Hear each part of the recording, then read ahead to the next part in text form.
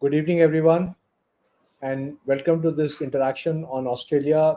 And I have with me Sandeep, who's a senior person in education sector, uh, and Sandeep is from University of Sydney.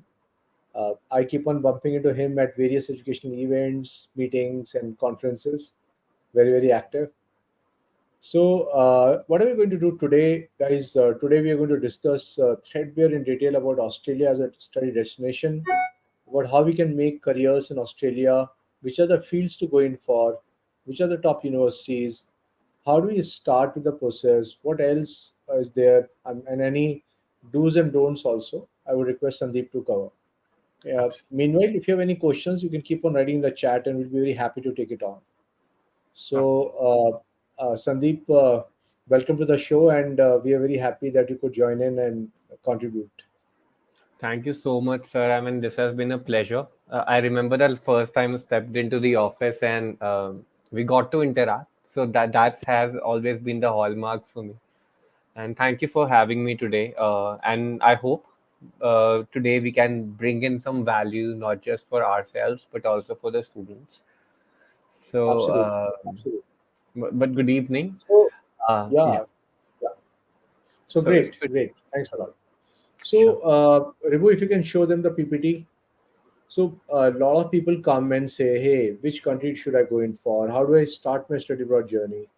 Even, in fact, I get people who are also talking about abroad versus India. So, let's start this discussion. Today, we are focusing on Australia. Even if you have option, like if you have other questions on other countries, I'll be happy to take them towards the end. But initially, our focus would be Australia. So Australia has some very very high ranking universities like University of Melbourne is ranked 13th in the world. You know, curriculum you'll find the latest. We'll be showcasing some courses to you, and a lot of courses you will not find in a large portion of the world. Typically, any university there will be people from 50, 60, 70 countries. You might have faculty from 30 countries. So that's the kind of multicultural environment diversity you'll find in Australia. Next, please. So Parnika Monash is also a good university. I'll be talking about universities. So just wait for 5 minutes, and I'll cover the amazing universities which you can go in for.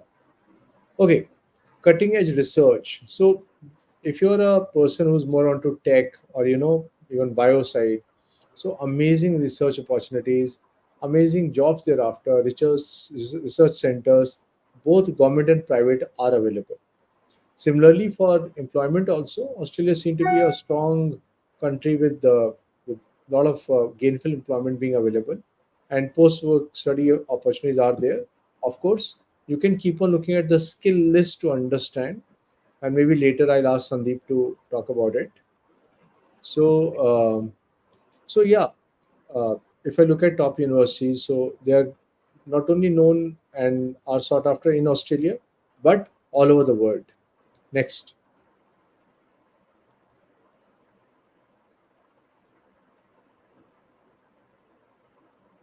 Okay, this I think I'll let Sandeep speak later on. Next, please.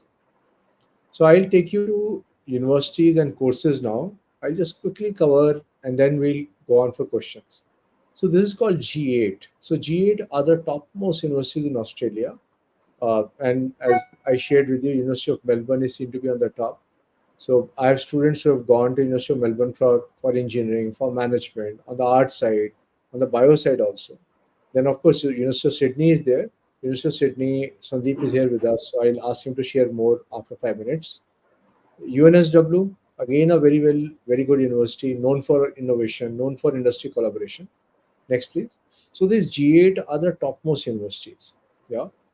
Check out Monash. So Parnika Gupta, you're asking about Monash. So Monash is again pretty good. So it depends on what you're looking for. If you're looking for business courses, engineering courses, even medicine side also, Monash is very good. ANU again is a top university. I have students who have gone for law plus international relations, law plus public policy at ANU, yes. And then of course University of Queensland. Next. So it is very, very varied. I mean, it's not like in India, we'll say ki ha, only a typical university would have so many courses, so many other combinations are available. So you have, it's like a buffet which is spread out, and you can choose. University of Adelaide, University of Western Australia, again good universities. Next. So is it difficult to get in? Answer is yes and no. It depends. Like generally, Indian students, CBSE crowd or IB crowd, generally people are scoring decent marks, good marks. So Australia is quite open, and I've seen people with, like in India, it is very very competitive. India, you are having 96, 97%, or now CUT scores, then you're getting a top college. But when it comes to Australia, I've seen people with a 86%, 87%, or equivalent scores in IB and other boards are able to get into top universities. So these are pure tech universities like RMIT. You know, I wanted to design plus tech plus business, top university. UTS Sydney. Similarly, Queensland University of Technology. So these are top tech universities in Australia. So how do I decide which university to go in for? If I was you, I will check the following. I'll check location. Uh, I'll check courses. I'll check flexibility in courses. I'll check industry connect. I'll check the kind of faculty they have. Research faculty is doing. I'll also check. I'll also check like what are the opportunities which can happen after I complete my degree. So I'll check all of these things. I'll speak to students from there. If you are a student in 11th and 12th grade, you should be on LinkedIn. You should connect with other people on LinkedIn, like your seniors and others who are at various universities, and take more feedback from them. Yeah, Girick, University of Queensland and New South Wales is pretty good for postgraduate in engineering. Next. So again, we have been sending students to Australia for so much time. So I would say my like top three areas where students go are business management. Then we look at I would say uh, computer science, or it can be data science. I'll include in computer science. I'll include IoT, AIML, data sciences, any of these. Then of course I would look at psychology. A number of students go for psychology. Even law also now people are going. So there's a big misconception people have that if I do law from outside, I can't practice in India. It's not like it. Bar Council of India recognizes a lot of universities where the qualifications are deemed to be equivalent to Indian qualifications. Yes. So UK, Australia, largely these universities are there. So I can do law from there and come back. Even for corporate law or international law, it honestly doesn't matter, or even cyber laws. So, Sudeshna, I'll take your question in some time. Opportunities for commerce, I'll cover. Even if you have general career questions, I'll be very happy to cover it, but after some time. Like you want to take up oceanography. Now, this is something which is rarely available in India. Though I don't know if you know, but Delhi University South Campus has a master's in oceanography, or you'll find something in Chennai and so on. But I want a very unique course. I can go in for these careers outside also. Next.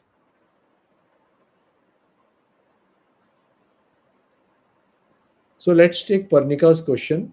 Bachelor's in International Relations. Is it a good course? Course is pretty good. It's like asking is orange better than apple? Answer is both are fine. It depends on what you like. But Parnika, after IR, you can work in CSR, uh, which is the corporate social responsibility side.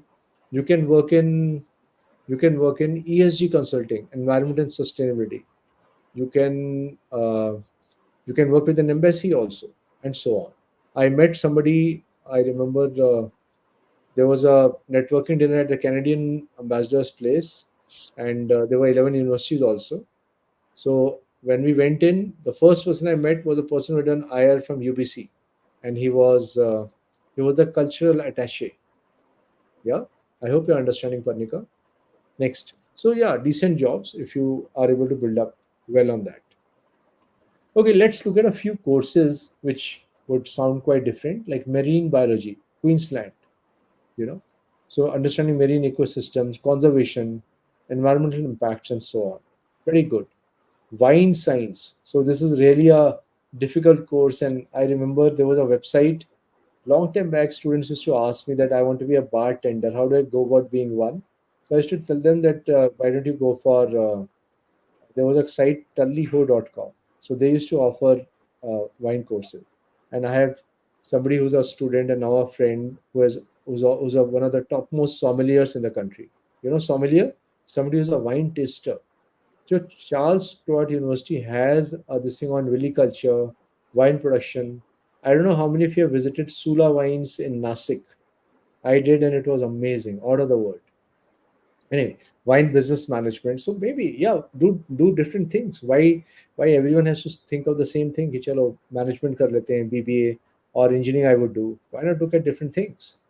Cyber security, very strong course Deakin has, but of course other universities also we can look at. Next, I'm just highlighting a few courses just to open up your mind, and then okay, maybe I'll come back after some time because I like to speak about game design. A lot of people keep on asking me, and I'm sure a lot of you are good gamers. So in between, let me review if you can stop my presentation for 5 minutes. So I will invite Sandeep to speak about the University of Sydney. And Sandeep, any students' journeys you want to highlight? Any again do's and don'ts? So please share, Sandeep. Sandeep. Sure. So thank you so much, sir. Obviously, the information that you have presented has been really helpful. Just for everybody in the room, I'm Sandeep, and I have been not just a counselor, but I have been working with University of Sydney previously as an admission officer as well. So what I'll try to cover is generally a bit about Sydney, but also about what type of courses are covered, what about scholarships, accommodation, and generally possibly everything that you're planning to get. So I'll start with a little bit about Australia as a destination before we then dive into the specifics. So, like there are a couple of things that are already there. Like just to give you an idea, bionic ear, also known as cochlear implant, was invented in Australia by one of the professors there. So was Wi-Fi. It is the birthplace of Wi-Fi technology, which was developed by Australian scientists at CISRO. Now, just to give you an idea what CISRO is, it works in over, I believe, 80 countries and is ranked in top 1% of world scientific institutions in 13 of 22 research fields. So Australia as a destination, when you generally talk about it, it is generally talked about from a PR perspective. But Australian universities have been pretty amazing, specifically when you talk about it from a quality of education perspective. Similarly, polymer currency notes, ultrasound, and we discussed about cochlear implants anyways, but Google Maps, which is again the foundational technology, has always been referred to the US, but it was actually discovered in Australia. And these are a few other inventions. Jitin sir talked about wines as well. So all these inventions are part of Australia, and Australia has a very long history of medical breakthroughs, including invention of pacemaker. We have had significant contribution to the development of HPV vaccines as well, which prevent cervical cancer. And with that, I would like to welcome all you all to our great southern land, Australia. We have a highly skilled workforce and a proud history of democracy and stable government. And the reason I mention about stable government is because you might have seen about how it has happened with the UK and even in the Europe with the war happening. So stability from that part is obviously very important. Australia is one of 17 countries that together account for almost 70% of world species. And this is Australia's map for you. We have 6 states and 2 territories. We are home to, I believe, 10% of world's biodiversity from tropical rainforests, as you will see at the top, in the north to the red deserts in the center, between North Territory and South Australia, and to the snowfields of the southeast. 3 Australian cities, Melbourne, Sydney, and Adelaide were listed in top 10 most livable cities in 2023.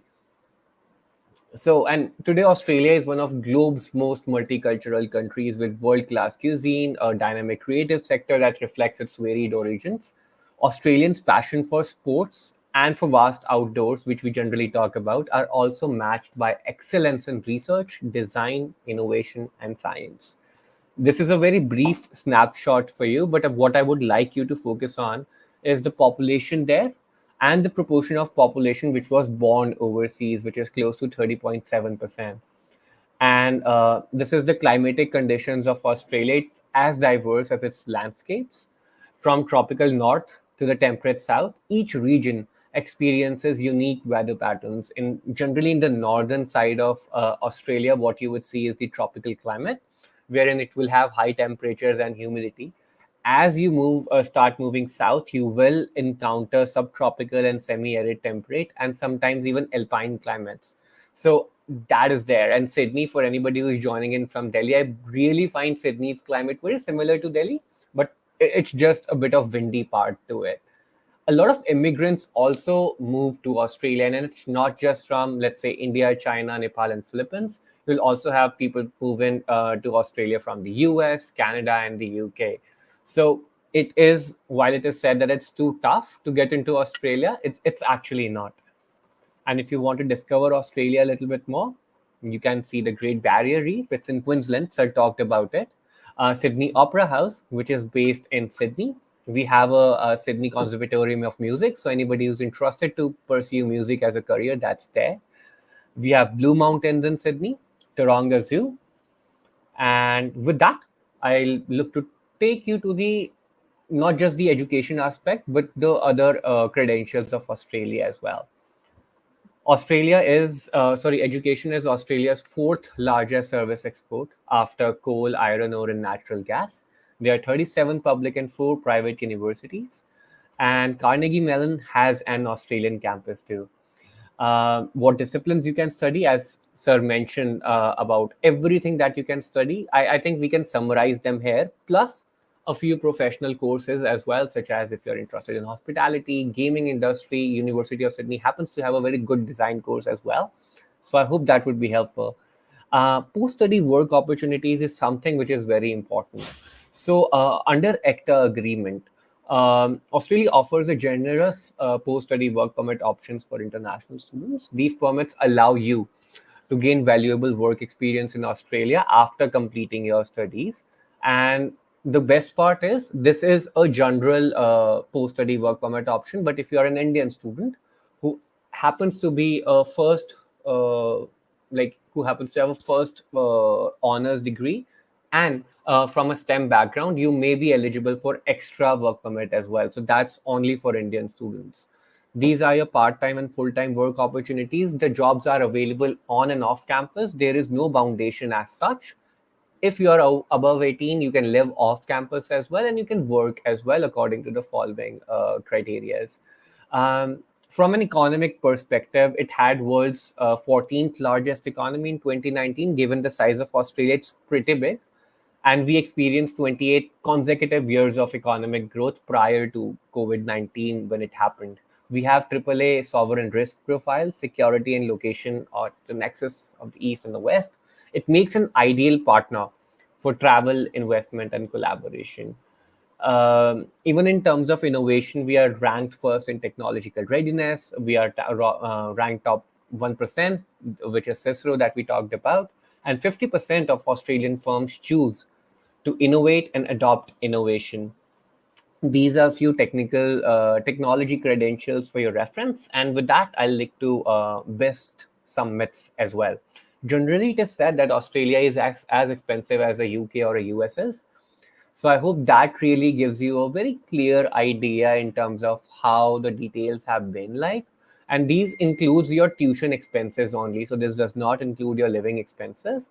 But if you happen to apply for the first award, which is Sydney International Student Award at University of Sydney, your tuition fee comes down to be somewhere around 25,000 Australian dollar, 25 lakh INR, ideally. And just to update, we are now ranked 18th in the world.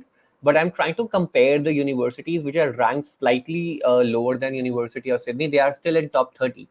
But what I'm trying to convey is, while we are Australia's most expensive university, if you try to compare that, because we are compared with the league of Oxford, Harvard, there we are ranked fourth in the world for graduate employability. So what that means is, once you graduate, you get a job within 3 months, and it pays you higher than the national average, not just of Australia, but across. And with that, it is said Australia is homogeneous, which is again not the case. We speak more than 300 languages apart from English. So I hope that really helps. The other part is people say that Australia is not safe. And Australia is a very multicultural society that values diversity and inclusivity. While isolated incidents may occur, they do not define the broader Australian experience. I mean, I have been there, I've seen that myself, but Australia constantly ranks as one of the safest countries in the world, with cities boasting low crime rates as well compared to global standards. If you will see the data on the screen, I hope that also gives you a bit of idea. The next part is that Australia is all about kangaroos and koalas, which is again not the case. Uh, and sometimes it is said that you will encounter a lot of snakes while you are there, which is again not exactly true. You may have to even visit the wildlife sanctuaries or maybe remote regions to encounter these animals in the wild. So that was it. And then we talk about like Australia is only about Sydney and Melbourne, which is again not the case. You have some amazing cities. Jiten sir talked about it in the beginning. You have Brisbane, Adelaide. So there are way too many options. And let's move to the academic part of it. This is very specific to University of Sydney, though. So for an example, you come from a humanities background. Let's say you aspire to study international relations, but you might also want to study international business. So you have business acumen, or maybe you want to study innovation and entrepreneurship. So as a humanities student in India or anywhere across, you may not be able to study a Bachelor of Commerce or Bachelor of Arts if you do not have a requisite background. At Sydney, that does not happen. So you may come from any background, but you can study your choice. So again, just to give you a very widest example, if you come from a humanities background, at Sydney you can study marine sciences as well and work with us on coral barrier reef. I hope that helps and is helpful. And then the other part is that all Australian universities require an agent to apply. While it is true to a certain level, for University of Sydney, that's again not true. If you plan to apply to University of Sydney and you take Jitin sir's help with that, you can apply directly and you have Jitin sir and you have us and you can reach out to us. And with that, I'd look to introduce University of Sydney to you. We are ranked 18th in the world, but most importantly, what we do is we make lives better by producing leaders of society and equipping our people with leadership qualities so they can serve communities at every level. We have taught 8 prime ministers, 110 Rhodes Scholars, and 145 Olympians. We are Australia's first university and have played an instrumental role in building Australia.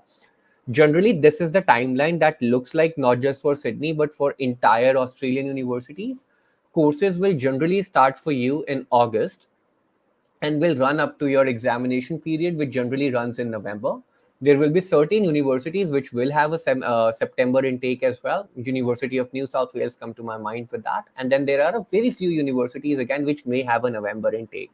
But majority of intakes, and what intake means is in which year or in which month you are going to start your course. So with us, there are 2 semesters or 2 intakes, which is July intake, which is normally called as semester two, and then the other one is let's say March or Feb intake, which is semester one. So whichever semester you come in, it is going to be your first semester. Now, there are few, these are all the faculties that we have available on the campus. And our teachers, researchers, and leading thinkers are paving the way for solution to complex global issues which generally impact about not just on our health, but environment, technology, and culture. Across our faculties, we have research team which are working on creating cleaner fuels for you, faster internet, and treatment for chronic illnesses and more sustainable ways of living. These are the courses which we have available within architecture, design, and planning. Most of the design or architectural courses are generally available in Feb, but Bachelor of Design, if you're interested in graphic designing, it is available in July intake as well. Then we have Faculty of Arts. They have multiple courses within that, apart from, let's say, for an example, Arts, which has access to close to 70 majors. And Economics, again, falls under Faculty of Arts with us. Faculty of Business is generally all about ideas, whether you are in the classroom or at an industry placement or an overseas exchange. You will be able to bring your intellectual curiosity to bear on some of the most complex issues and questions of 21st century. So whichever specialization you are interested in, you will be applying for Bachelor of Commerce as a course. And if you're interested to pursue research, you can apply for advanced studies, and then you can do combined degrees as well. For law, you study that as a combined program. Jitin sir mentioned about Australian degrees being recognized in India, which it is. So if you're interested to complete your BA LLB or JD there, that is recognized not just in Australia but even in India.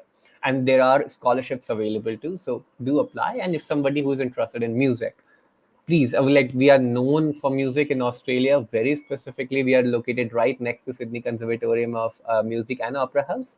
So I hope to see a lot of applications from there. And then Faculty of Science again has close to 35 majors available. If you are interested in veterinary sciences, neurosciences, psychology, it's all there. And similarly, it is available at medicine and health as well. We did talk about engineering courses available at the engineering or tech universities. University of Sydney has the biggest engineering school as well. We have close to 7 schools within engineering, wherein you can pursue the following courses. So, if apart from project management and advanced computing, which is generally known as computer science, you also have access to close to 9 specializations within engineering. And just to see what each specialization offers, you have access to all these. So if you look at it from an aeronautical perspective, you can do aerospace design. We are the only university in Australia which offers space design right at this moment. And then you have chemical and biomolecular engineering, biomedical engineering, which has taken very much of precedence after the pandemic has ended. So I hope that provides you a good idea. And now, generally, when Jitin sir and was mentioning about what type of careers are available, and I'm just trying to list the top 5 industries, and if you will see, it ranges across the discipline. What I would like to, the reason I'm sharing this is that not just the specializations, but we would also require you to have some sort of an employment related skill.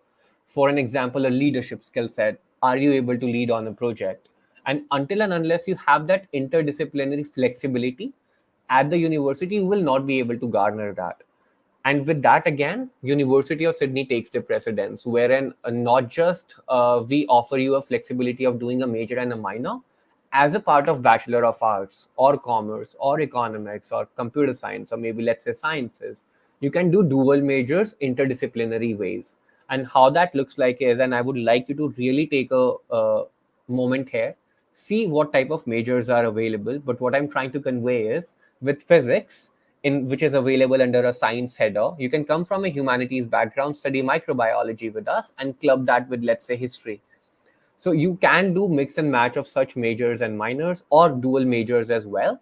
And these are a few examples for you. So for an example, if you want to study data science along with business analytics, these type of careers are what you have access to.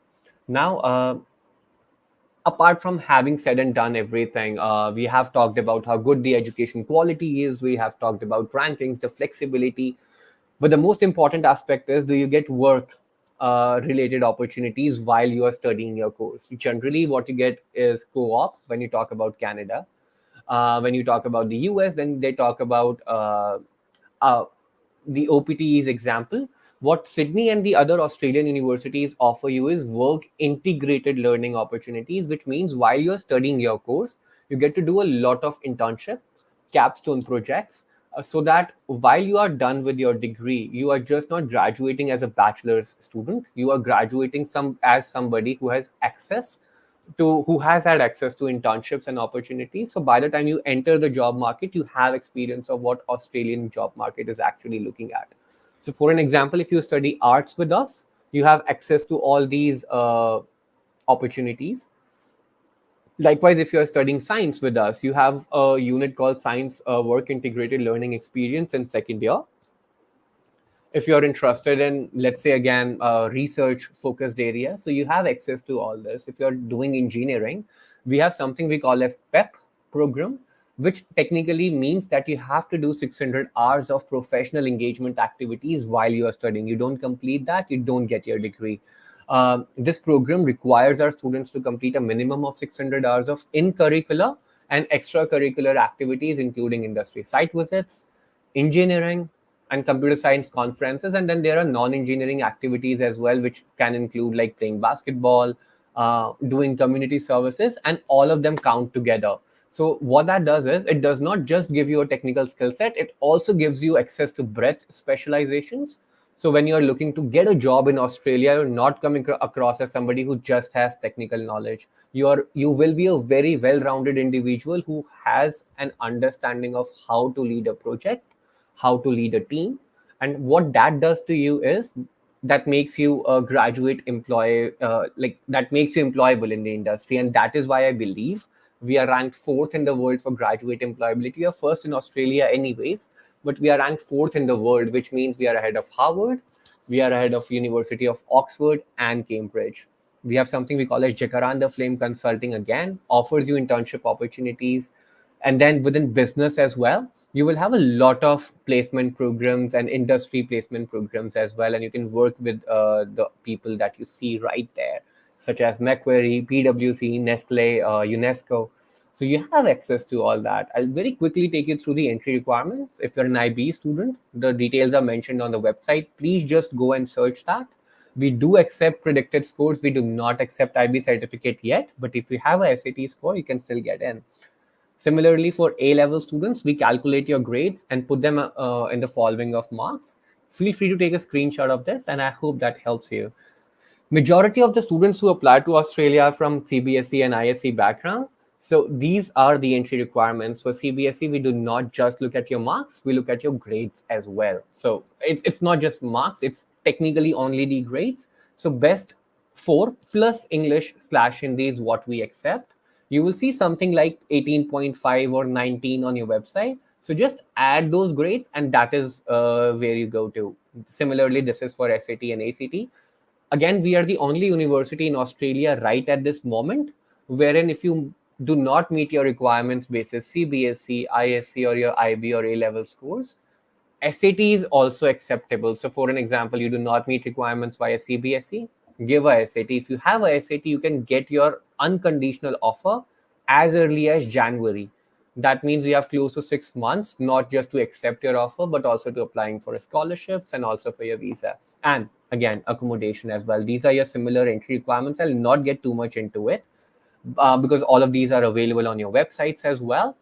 But this is what is very important for you when you're applying to Australia or in general to University of Sydney. You can go to the website and apply directly if it comes to University of Sydney. If there are any other universities such as Melbourne, ANU, you may have to go through a different pathway. Jitin sir can connect you with the representative, so please feel free to reach out to him. So once you have chosen your course, please check the eligibility as well. As you saw, the one that I was showing you at the back, just go and search in the admissions tab and put in SAT or CBSE, and you will be able to see the scores. The little eye icon that you see here will also show you what type of, like, what exactly this means. Now, once you have checked your eligibility and you understand that, then you gather your documents. What that requires is your passport, your recent mark sheets, and we don't look at the marks specifically. What we are trying to understand is which education board you are coming from, and an award statement. I'll talk about what that means, but these are the three documents that you need to apply to an Australian university, and very specifically again to University of Sydney. Once you have submitted your documents, and you can apply as early as when you're in 11, so students who are looking to get to Australia in 2026, especially for Sydney, the applications are open. Please feel free to reach out to Jitin sir or me, and we can help you with that. Once you have submitted your application, within 4 to 5 weeks, again, that's a very maximum time. We are generally pretty quick. We give out offers within 2 weeks itself. You get a conditional offer. Now, what a conditional offer means, and this is something that you get from all across Australia when you initially apply, which means that you need to complete your either grade 12th or you need to complete your bachelor's, and then you can get an unconditional offer from us. They may also put in a condition of meeting your language requirements. So read your offer letter appropriately. And once you submit your pending documents, let's say your CBSE result, your ISA result with your admit card, if you're an IB or A level student, we may accept your predicted scores. Please reach out to us for that. And if you feel that you might want to just get in via SAT or ACT route, that is also available. Please connect with me for that. I'll be able to help you. These are the general documentations which are required, so please feel free to consider them. Again, feel free to take a photo of this. I'll pause a moment so you can just do that. And with that, generally, this is where we talk about why should you do your undergraduate degree at Sydney. I hope I have covered all that. But and this is something that I really feel, because you get to design your own degree with the shared pool of majors and minors. Like, imagine doing microbiology with criminology, which is one comes from a science background and the other one is coming from an arts background. Your degree might say Bachelor of Science or Bachelor of Arts, but you can do them together as dual majors, still complete your degree in 3 years. And if you happen to do a research year, which is the fourth year, you can directly do a PhD as well. So the kind of immersive experience Sydney offers, and not all Australian universities will offer that. Maximum what they can offer you is a major and a minor. Dual major is something that not many universities provide. So please feel free to check that out as well. Type of scholarships. So when I was talking about an award statement, I talked about Sydney International Student Award. All you need to do is answer 3 questions. 20% of your tuition fee can be waived off. It is a part of your application itself. So when you're submitting your application, you'll be asked to apply for it. So please do that. We have an India specific scholarship. It's called Sydney Scholars India Scholarship. There are 27 places. It's only applicable to semester 2 intake. But what you can get is 40,000 Australian dollars for up to 4 years, which generally means about 75% of your tuition fee. You add that with Sydney International Student Award, about 95% of your tuition fee can be waived off for the entire course. Then you have Vice Chancellor, don't have to apply for it, it's automatically considered. And then the last one is where you get full tuition as well. So that's called as Sydney International Undergraduate Academic Excellence Scholarship. Please apply for that. You can apply once you have your final unconditional offers. Do consult with Jitin sir when you are trying to submit your essays. Do take his feedback. I, as you would have seen initially when we begin with the presentation, the kind of expertise that he has, not just guiding students to Australia, but all across the world. I'm sure he will have a very clear and uh, expensive view of how to probably present an idea in the best possible manner. That there are a few terms which are very, very specific to Australia. Just sharing them for your reference. I don't have to go through it, but I hope that gives you an idea. So what should be your takeaway today should be that apart from studying in Australia, the best part is to ensure that you have access to everything that is provided. So it's not just Sydney. We have a group of 8 universities. It's very similar to how you have Ivy League in Australia, sorry, in the US, and you have Russell Group in the UK. So if you have, or if you have any requirements, any queries, please feel free to reach out to Jitin sir. He can connect you with us or other representatives of Australia. And if you have any questions, I'll be happy to take them. Thank you, sir. Thank you, Sandeep. That was really detailed, and I gave a lot of information and ideas. And thanks for appreciation also. Let's take up a few questions. I can see a couple of questions. Does India value Australian universities' degrees and qualifications in terms of providing employment opportunity? Answer is yes. So there's no this thing of qualification. But since you are going out, I would always prefer that you work for at least 1 or 2 years, if not more, and then come back, because you have gone to a country where you are studying with people from 60, 70 countries. And same is the job environment also. So I would like you to experience that and then come back. So that is better. But yes, you can directly also come. Srishti Gupta is asking, please show the post-work visa slide once. Sandeep, if you can, Yeah, please. sure. Just allow me a second, sir. Um, Uh, then we have Parnika is asking, how can I connect to people going to Monash this July? the best part is Parnika, LinkedIn. like check. Yeah, Parnika Gupta. So, Parnika, you can probably use LinkedIn to connect. So people write incoming freshmen or whatever. I mean, they would mention. So that can be one. You can be in touch. Like typically, a lot of universities organize, pre-departure, or they are having some online webinar. So there also you can connect with the right set of people. Yeah. Uh, you can connect with seniors also. So yeah. Any other ways, Sandeep? How can she connect? So the best way is LinkedIn, honestly, and then Yeah, LinkedIn. I'm sure there are few universities which now have started offering a chat support to prospective students, so they can connect with the current students there. So like at Sydney, just type chat with our students, and type Monash in the end. Just try to use those keywords, and if they have something available like that, I think that should be helpful. At Sydney, we do have wherein you can connect with students, but LinkedIn is the best possible option. And I mean, try Instagram as well. I've seen a couple of students be very active there, so I think that could be one. But so here's the post-study work permit options for Indian students. Yeah. It can be more. Okay. And Okay. when Great. I say more, I mean what it would technically mean is for bachelor students, they can do up to 4 years of study, stay after they complete their education in Australia. For masters, it can be up to 5 years. And I'm happy to see if I can probably share the link in the chat box as well. And for doctorate, again, it can go up to 6 years.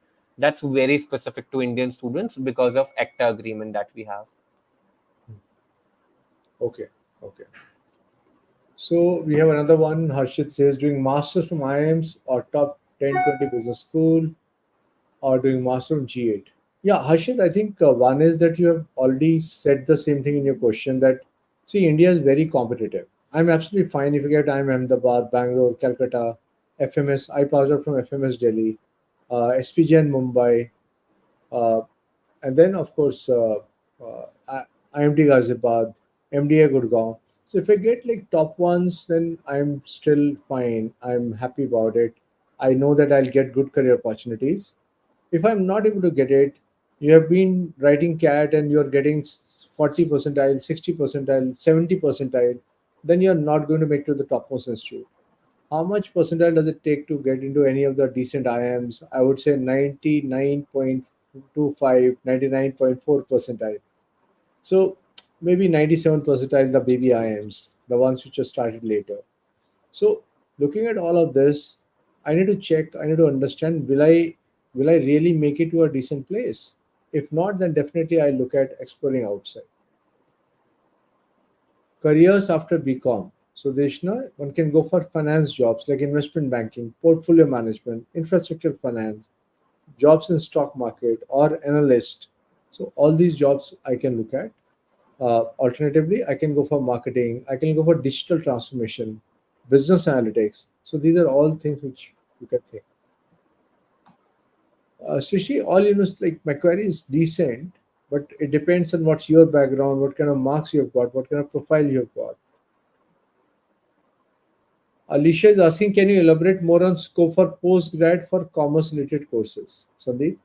Absolutely, sir. I mean, in general, and that, I mean, I really love somebody asked about what type of careers I have. And I was just trying to see if I can probably type them really fast in the chat box. So I'll just see if I can probably send them over.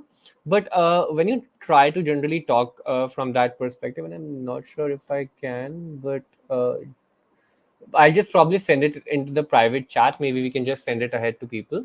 But these are few of the examples from a chat perspective. Sorry, from a business perspective. But apart from that, when you are generally trying to understand, when you do a Bachelor of Commerce course, at Sydney itself, we have close to 11 specializations, and they range from not just marketing, but some new ones such as business information system, business analytics. And this is something which is very important from a perspective of, let's say, imagine you wanted to study BBA, which is generally a business management course. At Sydney or generally in Australia, people apply for a Bachelor of Commerce program wherein they end up applying for something like a management and leadership specialization, along with, let's say, mix and match with international relations, or you can maybe try to patch it up with data science. And what that does is that gives flexibility to your profile. And most importantly, when you have done something of that sort, it's very important for you to have leadership skill set as well. I was talking to one of the employers when we had our career fairs in Sydney, and the conversation went around how they end up hiring at ENY. And what they mentioned was we have plethora of students, not just from India or China, but also from Australia, who are amazing at technical skill sets. So if they're looking for somebody who is great in finance, they have students who have scored like 90 percentile throughout. What they're looking at is how good are you at taking care of intercultural communication? Are you good at that? Are you good at technically interacting with somebody who is a Vietnamese or somebody who is a Chinese? And can you lead them all together on a project? These are the type of skill sets that they need right now. How do you do out of the box thinking? So it's not very oriented. When I just saw somebody ask about Macquarie as well as a university, what you need to honestly figure out is not who is the highest rank in the university, but you need to focus on which university offers you the most flexibility, a very good scholarship. And believe me, like whatever your profile, you can get a scholarship in Australia. And um, what is your course offering you apart from flexibility? Are there any work integrated learning opportunities? What type of internship opportunities that the university offers you? What are the type of capstone projects that they have? So go through, like, after you have done your basic research about course, study a lot more about what's offered inside a program, so you can figure out which way to go to, and then you will eventually identify about post study via business as well. Generally that's for 2 years, uh, like once you complete your bachelor's of commerce, and that's generally for 2 years in Australia. And if you're doing masters, then it's 3 years.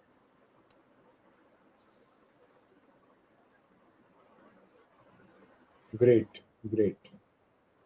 So I think more or less we have taken up the questions, and already we have exceeded 45 minutes. Yeah. Okay, great. So I think people, my last one or two slides, I'll just quickly show and then move ahead. I was showcasing you unique courses. You can look at sports sciences. A lot of people are interested in sports, so sports sciences. Game design is one. RMIT is pretty well known for creative arts with technology, so you can get into the gaming industry. Environment sustainability you can look at. Space engineering, of course, a lot of people ask me. University of Sydney is there. Next, just sharing a few courses so that you can, of course, see, for study abroad you need to do a lot of research. That's why I ask students to start early. Even 11th grade, if you have started, you would have, you would do your analysis, you would research, you might attend one or two short programs, you might go for a summer camp, and then your finalized decision is there. So look at sports sciences, tropical agriculture, animation, visual effects. So it can be all across. Next. So Bachelor of Commerce, Computer Science, University of New South Wales, and other universities, where you're combining commerce with computer science. Look at it. Yeah. Next. So a lot of people say I'm interested in tech but business. So this is that kind of a degree. Bio and business, UTS Sydney, University of Queensland, Griffith, Queensland University of Technology. That's how we can look at. Next. Engineering and business. So even I have students who do engineering in India, and lots of them, we send them for a program called MEM, Masters in Engineering Management. Some of the world's topmost universities have this program. Yeah. So similarly, I can combine engineering and business right after 12th also. University of Sydney, Queensland, Macquarie, RMIT, they are having it. Next. So a lot of these new age combinations which we could use to build up our career. Anushka is asking, how's Australia for public health management? Sandeep, if you'd like to take this. So generally, sir, for public health management, it's a pretty good course. We have had certain people who have signed up for health sciences along with research as an option, and also with mass communication. So it's actually a very upcoming part, and it's a very great one at that as well. So it's pretty good. Great, great. Sure, sir. Next, next.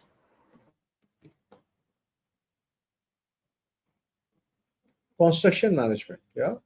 So again, a very, like, not a very commonly available course. It's not really civil engineering, it's more of management. So maybe you're working with a large company, a large builder, a large company, and you are supposed to manage construction across five, six, seven, projects. How do you do that? So various universities will do that. Next, digital and social media. This is really, really hot and powerful. So UTS Sydney, Wollongong, Deakin, so many universities which keep on doing it. Next, but good jobs, good growth, and so on. Next, please. Culinary management. So you fancy yourself to be a chef, and These are the like Luck Ordinary is one of the topmost institutes all over the world. Yeah, you can look at that. Next, or William Engines Institute. Study visa, we have already spoken about it. Can I work side by side while doing studies? Yes, you can. Uh, can I work like once I become a graduate? So depending on the place where you are you are entitled to work for a certain amount of time. So like main cities, it might be lower. Other cities uh, slightly faster. Harshit, you can just connect with us. Ribu, if you can put our numbers. Harshit, just connect with us. We can help you understand how step by step you can build it up. Okay, with this, I think I've come to the end of my this thing, and I would like to share, guys. Some of you are there on my Instagram, but otherwise, uh, lot of new webinars we keep on doing, a lot of seminars we keep on doing. So Jitin Chavla at the rate. Uh, Rivu, if you can put up my Instagram ID, Jitin at the rate. If you can just put up my Instagram ID, jitinchavla.careerguru. Okay, great. So, Harshit, agents are people who who have been authorized by the university to process applications. jitinchavla.careerguru. That's my Instagram ID with a blue tick, of course. So, any help you need, you can be in touch. We are based in Delhi, but we keep on helping students in India as well as Gulf region. I have some clients from Singapore, Nepal, Africa, and US also, whom we are helping to get into topmost university in the world. And I wish you all the best. I feel that once you have set your mind towards study abroad, you need to do a lot of research, finalize things, come to an expert like us, and we have different experts in different domains, like US separate expert, Australia separate, and so on. Come to us and then just build up. With this, I wish you all the best. Thank you. Bye bye. Thank you.